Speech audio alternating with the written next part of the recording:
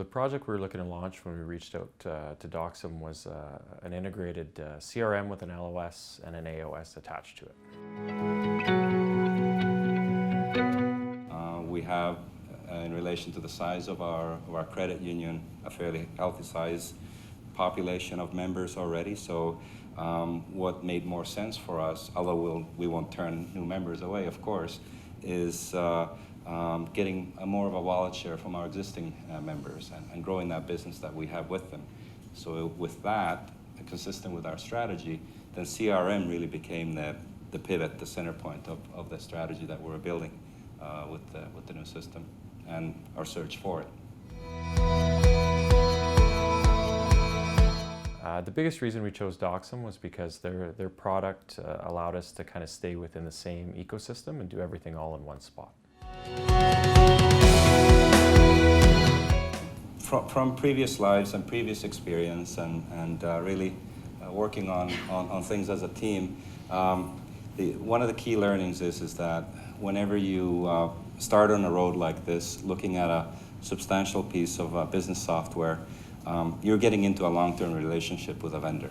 And the last thing that you want to do, as you get into a long-term relationship with a vendor, you're really buying into a lot of best practices, a lot of research, a lot of things that are built into the software. A parallel would be an SAP implementation in other industries. When you buy a piece of software like that, you're really buying into business processes that comes with the system. So a classic non-pro tip or a mistake with that is to start to customize the heck out of that piece of software and living the legacy of those customizations as new revisions and new versions of that software come out. So there's more of rubbing the organization with the vendor and kind of getting aligned with that, so that you match the processes that are inherent in the system as closely as possible, and sort of meet in the middle with that, and try to really avoid those customizations, because they will add to the cost of ownership and complexity in the future. Part of our ROI, I mean, we're getting the BA system. We're organizationally, we're not mature enough to put a lot of that together to build that business case. But anything with lean, tells you it's a long, slow journey.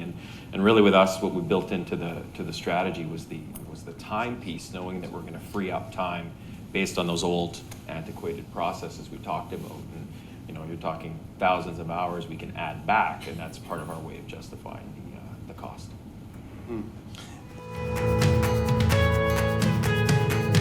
I don't know how everyone else is, but traditionally we've not been good at measuring performance. So even finding metrics was difficult, and when you talk lean, you have to know that it's better. So at some point you have to use metrics to indicate that. You can't just say that it feels better, or oh yeah, everything's great now. We have to find a way to really measure that and put it in place. So we're really building a culture that wants to ask those questions, and that's another change piece, and that's another difficult part.